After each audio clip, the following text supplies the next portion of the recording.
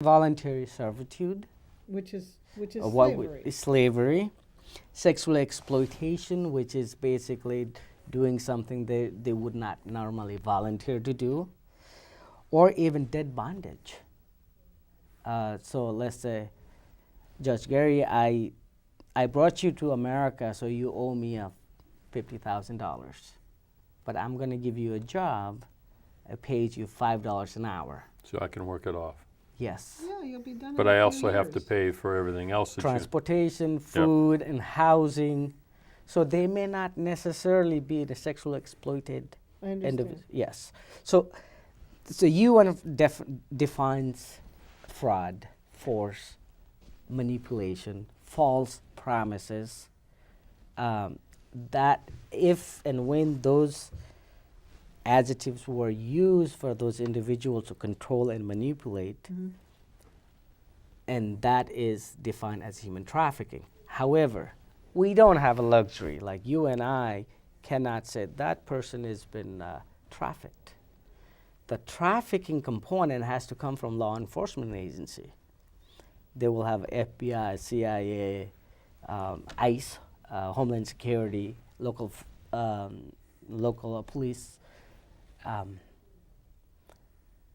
and different service providers like Catholic Charities. They would come together saying this individual is, in fact, been trafficked. Okay, so how does, you mentioned Catholic Charities where you work. How does somebody find you? They've been working in a house in Minneapolis on the lakes, I'm picking on Minneapolis, for 10 years, taking care of the children, the dog, the garden, the house, the laundry, the kitchen, the cooking, the shopping. Sure. Do you have a number like for traffic? Something that's catchy that you can do? I mean, you have a number of 673-3100, and you have a website, but Right. What helps is shows like this. Hopefully, when they're working inside the house, hopefully they have an opportunity to look at the television, and hopefully they will be able to call. That's one of them. Another one is more important, is that what I do, what a Catholic Charity believes in, is more awareness building, trying to educate the local community and individuals like yourself who are involved in a different layer of society. So what we can do is by educating, it's right here too. So what happens is that, so you'll be able to change somebody's perception. And hopefully when you go to church or a school or a different organization, hopefully you'll be able to talk to individual, coffee shop. So I have children, I have a child in high school, and this is totally theoretical, but let's say he brings home a friend, and this friend is talking about their situation and how long they've been in this country, and it really sounds suspicious to me, and I'm worried not only about this child, but the child's parents. Okay. What do I do? Immediately you call me, and the number in the Catholic Charities. Okay, we're going to put that on the screen in a minute for our guest. The number should appear, but Yep. why don't you say it again, Gary? 651-673-3100. And we'll get that up on the screen. Absolutely. And then you call your local law enforcement agency. And because we are service I'm not going to providers. call ICE or the feds. I'm going to call my police department. Correct. Okay. And for example, Catholic Charity is part of a task force, which St. Paul Police, Minneapolis, we are ICE and FBI, CIA, and a different service providers together. Okay. So as soon as any of those individuals receives your phone call, they will do an investigation. And once they get an investigation, and if this individual in fact is trafficked, or it's been some sort of abuse situation, either way, a win-win situation for that individual. But for our program, once the law enforcement agency identifies this individual is trafficked, so what we do is we develop, my program, Catholic Charities program, develops individualized case management. What I mean by that is really focusing on one individual looking at their needs. Could be adjustment of status, could be they need the basic services immediately, the housing, food, Medical. emergency medical.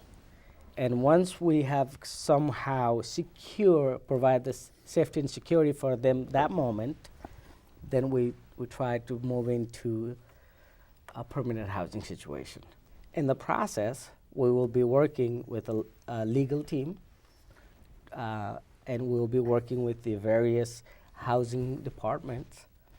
And my aim someday is to actually create a classroom where I would be able to teach them a civic education for those individuals. All right, so one of my questions about that phone call, that same hypothetical, I don't want Sally's parents to know that I called. Is that going to be anonymous if I do that? Yes, absolutely.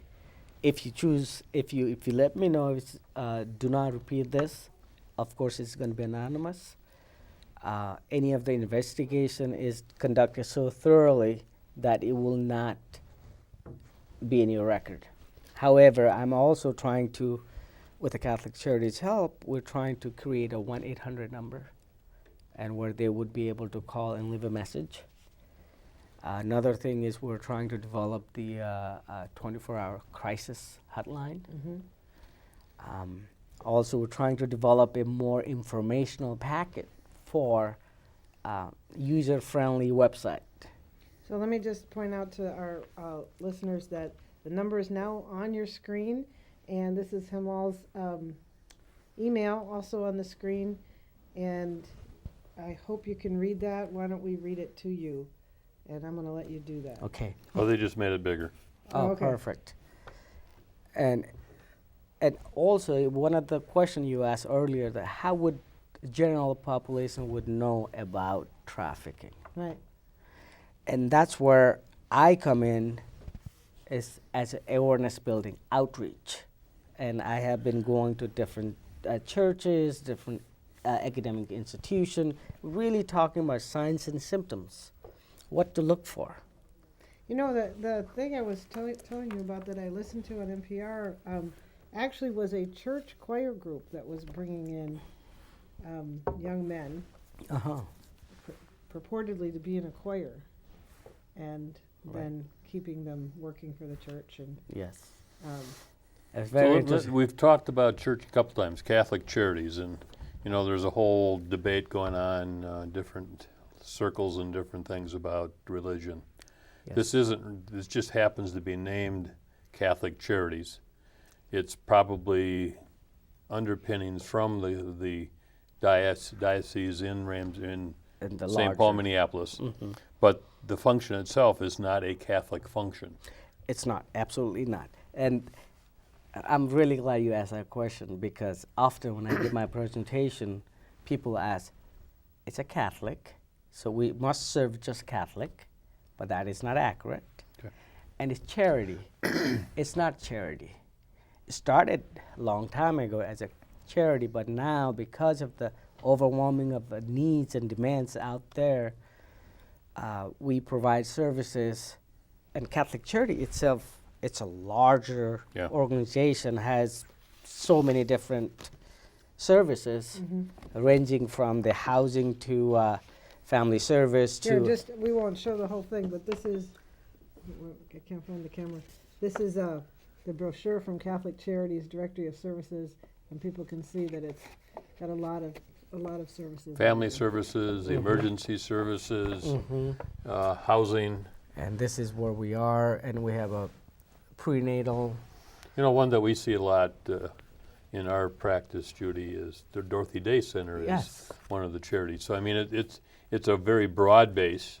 In your training, you'll go out to more than just a Catholic church. You can go out to schools. Yes. You can go out to service organizations, the Lions, the Rotary, any place that that wants some information. And Hospitals and clinics, because right now one of the things we are seeing, my program is saying, is that when an individual who has been victim of exploitation